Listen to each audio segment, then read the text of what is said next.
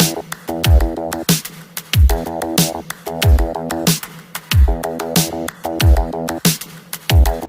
Everyone, welcome back to my channel. तो आज इस वीडियो में मैं आपको इलस्ट्रेशन नंबर 6 सॉल्व करके बताने वाला हूँ इन्वेस्टमेंट अकाउंटिंग का।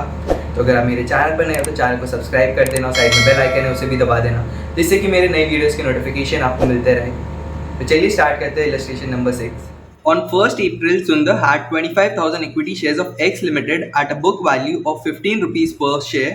Nominal value rupees 10 है. On 26th, he purchased another 5,000 shares of the company at 16 rupees per share. The directors of X Limited announced a bonus and right issue. No dividend was payable on these issues. मतलब bonus and right issue पे कोई dividend नहीं है। The terms of issue are as follows. Bonus basis है 1:6 का and right basis है 3:7 का। Price for right basis है 15 rupees per share. Due date for payment is 30 सितंबर राइट के लिए। Share holders were entitled to transfer their right in full और in part. Accordingly Sundar sold 33.33%। 33.33% होता है 1/3 of his entitlement to Shekhar for a consideration of 2 rupees per share. Dividends, अभी dividends के बारे में बात हो रही है। So dividends for the year ended 31st March 2001 at the rate of 20% were declared by X Limited and received by Sundar on 31st October 2001. Dividends for shares acquired by him on 26 are to be adjusted against the cost of purchase.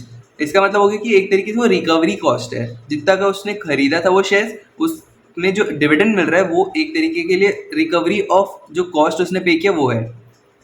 On 15th November, Sundar sold 25,000 equity shares at a premium of ₹5 per share. 10 rupees का nominal value है and premium 5 मतलब 15 rupees पे उसने sale किया। You are required to prepare in the books of Sundar investment account, profit and loss account. For your exercise, assume that the books are closed on 31st December and shares are valued at average cost. तो इसमें हमें दो चीज़ बनाना है, investment account and profit and loss account. तो चलिए अब मैं start करता हूँ इसे बनाना। स्टार्ट करते हैं 1 अप्रैल से। मैंने यहाँ पूरा फॉर्मेट रेडी कर लिया है।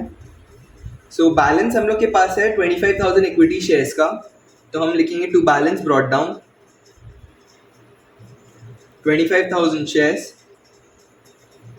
एंड इसका अमाउंट है 25,000 इंटू 15 जो होता है 3,75,000।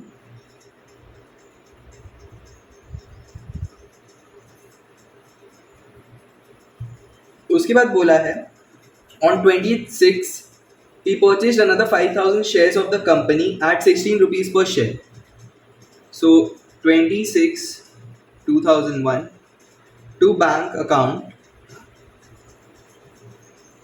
5,000 shares और खरीद रहा है at 16 रुपीज़। अब 16 रुपीज़ इंटू 5,000 कर दो, सो वो होता है 80,000। इसके बाद दिया है बोनस एंड राइट बेसिस का इश्यूज का। सो सबसे पहले बोनस इशू कर लेते जो होगा 16 अगस्त को, 16/8/2001 टू बोनस।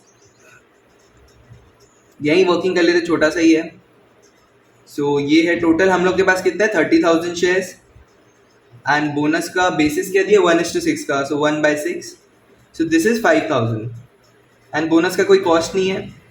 अब हम राइट पे आते हैं। राइट बेसिस का रेशियो है 3:7 का and due date for payment is 30 सितंबर 2001।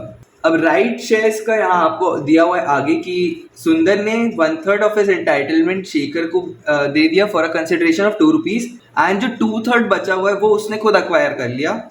सो अक्वायर किया, किस दिन पे किया उसका डेट नहीं दिया हुआ है, सो हम ड्यू डेट फॉर पेमेंट ले लेंगे 39/2001 to bank account. So this is 35,000। हम लोग के पास टोटल अभी शेयर्स है 35,000। राइट का रेशियो है 3:7 का। अब सुंदर ने 1/3 बेच दिया तो 2/3 बचा एंड इसका प्राइस है 15 रुपीज़, तो 15 से मल्टीप्लाई हो जाएगा। सो 35,000 इंटू 3/7 इंटू 2/3 इसको हम मल्टीप्लाई करेंगे 15 से, सो वो होता है 1,50,000 एंड ये ले रहा है 2/3 शेयर ही बस। सो 2/3 ऑफ 15,000 होता है 10,000। अब एक बार मैं नीचे राइट शेयर्स का पूरा वर्किंग आपको दिखा देता हूँ। Working note, right shares,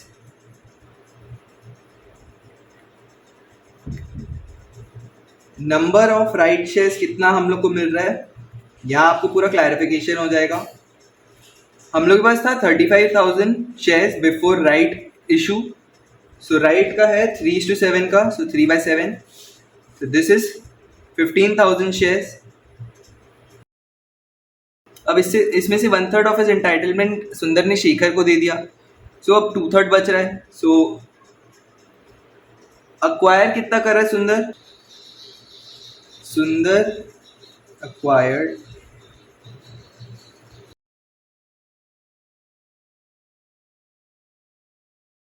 15,000 into 2/3, this is 10,000 shares, and 10,000 shares इसका वैल्यू कितना हो जाएगा?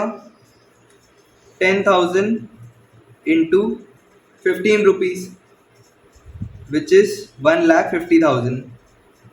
सो ये वैल्यू है राइट शेयर्स का जो हम लोग ने ऊपर लिखा इन्वेस्टमेंट अकाउंट में। एंड जो 1/3 ऑफ कंसिडरेशन था वो जाएगा प्रॉफिट एंड लॉस अकाउंट में। सो हम जब प्रॉफिट एंड लॉस अकाउंट बनाएंगे उसमें 1/3 का वैल्यू चले जाएगा, बट उसका वर्किंग अभी बना ही लेते पहले। सेल ऑफ राइट, टोटल हम लोग के पास कितना था? 35,000 था शेयर्स, उसमें से राइट इशू है 3:7 का रेशियो में। इसका हमने 1/3 दे दिया शेखर को for a consideration of ₹2। So अब इसका वैल्यू कितना आ जाएगा? 35,000 into 3/7, 15,000 divided by 3, 5,000 into 2, 10,000। So sale of right हो गया 10,000 रुपीज़। ये प्रॉफिट एंड लॉस अकाउंट में चले जाएगा। तो प्रॉफिट एंड लॉस एक्सट्रैक्ट जब हम लोग बनाएंगे उसमें हम लोग 10,000 बाय सेल ऑफ राइट लिख के दिखा देंगे। चलते हैं आगे। नेक्स्ट आपको दिया है डिविडेंड्स के बारे में। Dividend for the year ended 31 मार्च 2001। हम लोग अभी स्टार्ट कर रहे थे क्वेश्चन ऑन 1 अप्रैल 2001 से, एंड डिविडेंड किस ईयर का हो रहा है? फॉर द ईयर एंडेड 31 मार्च 2001, मतलब 2000 टू 2001 वाला पीरियड का। At the rate of 20% were declared by X Limited and received by Sundar on 31st October 2001। So receive हो रहा है 31st अक्टूबर को bye bank account. Number of shares कुछ नहीं, इसमें डिविडेंड का अमाउंट जो मिल रहा है हम लोग को वो हम लिख के बताएंगे। सो इसके लिए भी एक वर्किंग नोट बना लेते हैं जिससे कि मैं आपको डिविडेंड का पूरा क्लैरिफिकेशन दे सकूं। वर्किंग नोट 2 एंड ये वाला था working note 1। Note 2 dividend. So हमने ऑन 20/6/2001 को शेयर खरीदा था जो है 5,000 शेयर्स। इसका नॉमिनल वैल्यू है ₹10 एंड इस पर डिविडेंड मिल रहा है 20% का।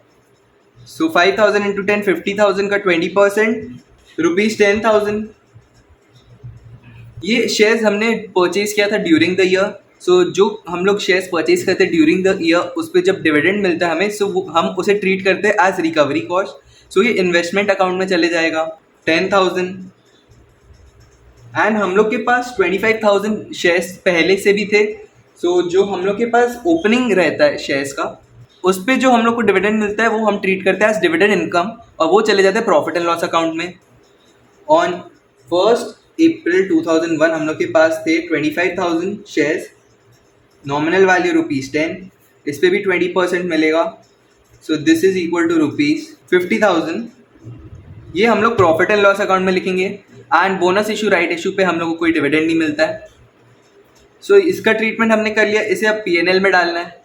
सो हम लोग के पास दो चीज़ें प्रॉफिट एंड लॉस में डालने के लिए, एक सेल ऑफ राइट का 10,000, एक डिविडेंड का इनकम 50,000 का। अब आगे आपको दिया है on 15 November Sundar sold 25,000 equity shares at a premium of ₹5 per share. So on 15/11/2001 sale हो रहा है by bank account 25,000 share sale हो रहा है एट अ प्रीमियम ऑफ ₹5, मतलब 15 रुपीज़ में हो रहा है। सो 25,000 इंटू 15, दिस इज 3,75,000।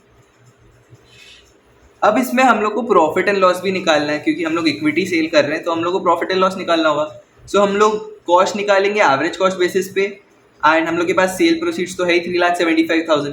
देखते हैं प्रॉफिट आ रहा है कि लॉस। वर्किंग नोट नंबर 3 पे आते हैं, गेन और loss on sale of shares. Cell proceed है ₹3,75,000 का। अब हम लोग एवरेज कॉस्ट निकालते हैं। तो हम लोग के पास ओपनिंग दिया है 3,75,000 का अमाउंट, उसमें हम लोग ऐड करेंगे 80,000 हमने परचेज किया था 5,000 शेयर्स, देन राइट्स परचेज किया था 1,50,000 का। उसके बाद हम लोग लेस करेंगे 10,000 रुपीज़ जो डिविडेंड का मिला था इनकम, जो हम ट्रीट किए थे एज रिकवरी कॉस्ट। ये टोटल करेंगे, इसे डिवाइड करेंगे हम लोग टोटल नंबर ऑफ शेयर्स से जो हम लोग के पास है, एंड वो है 45,000, एंड इसे मल्टीप्लाई करेंगे जितना हम लोग शेयर्स बेच रहे हैं जो है 25,000। सो अब इसको आप टोटल कर लेते हैं एंड सॉल्व करते हैं। सो 5,95,000 आ रहा है into 25,000 divided by 45,000। So this comes up to 3,30,556 rupees, and हम लोग ने सेल किया है 3,75,000 पे। सो गेन आ रहा है हम लोग का 3,75,000 minus 3,30,556 which is equal to ₹44,444 rupees. सो ये हम लोग का गेन है from sale of equity shares. तो अब ये लिख लेते हैं हम लोग। सो 15/11/2001 हम लोग का प्रॉफिट हो गया टू प्रॉफिट 44,444 का। एंड अब इन्वेस्टमेंट अकाउंट क्लोज करते हैं। सो हम लोग का क्लोजिंग यहाँ डेट दिया बुक्स का क्लोज्ड ऑन 31/12 मतलब दिसंबर 2001 बाय बैलेंस कैरिड डाउन। हम लोग के पास अब शेयर्स बच रहे हैं 20,000, एंड अब इसका कितना वैल्यू है वो देख लेते हैं एवरेज कॉस्ट बेसिस पे। वर्किंग नोट 4, ये वर्किंग नोट 5 में 3 में इसका वर्किंग नोट 3 है, एंड यहाँ भी वर्किंग नोट 3 है। प्रॉफिट का ये दोनों लिंक्ड है, सो वर्किंग नोट 3 दोनों दे दिया मैंने। वर्किंग नोट 4 पे देख लेते हैं कि क्लोजिंग वैल्यू ऑफ इन्वेस्टमेंट कितना है। Fourth value of shares, so average cost पे ही देखेंगे हम लोग। सो हम लोग का टोटल जो कॉस्ट आ रहा था उसे ऐड करेंगे और लेस करेंगे रिकवरी कॉस्ट, तो हम लोग का अमाउंट आ रहा था 5,95,000 जैसा हमने पिछला वर्किंग नोट में किया था, divided by total number of shares 45,000, and अब बच रहा है हम लोग के पास 20,000 शेयर्स। तो 20,000 शेयर्स का हम लोग निकाल रहे हैं cost. 5,95,000 divide by 45,000 into 20,000, this comes to 2,64,444। तो ये हम लोग का वैल्यू ऑफ इन्वेस्टमेंट है ऑन 31 दिसंबर 2001। सो ये हो गया 2,64,444। यहाँ पे इन्वेस्टमेंट अकाउंट पूरा बन गया, एंड अब हम लोग को बनाना है प्रॉफिट एंड लॉस अकाउंट का एक्सट्रैक्ट। इसका हो जाता है total 6,49,444। Profit and loss account बहुत छोटा सा है तो वो जल्दी से बना लेते हैं। और अगर आप मेरा वीडियो अभी तक देख रहे हो, चैनल को सब्सक्राइब नहीं किया तो चैनल को सब्सक्राइब जरूर कर देना। So profit and loss account का हम लोग सिर्फ एक एक्सट्रैक्ट बना रहे हैं, ज़्यादा बड़ा नहीं होता ये।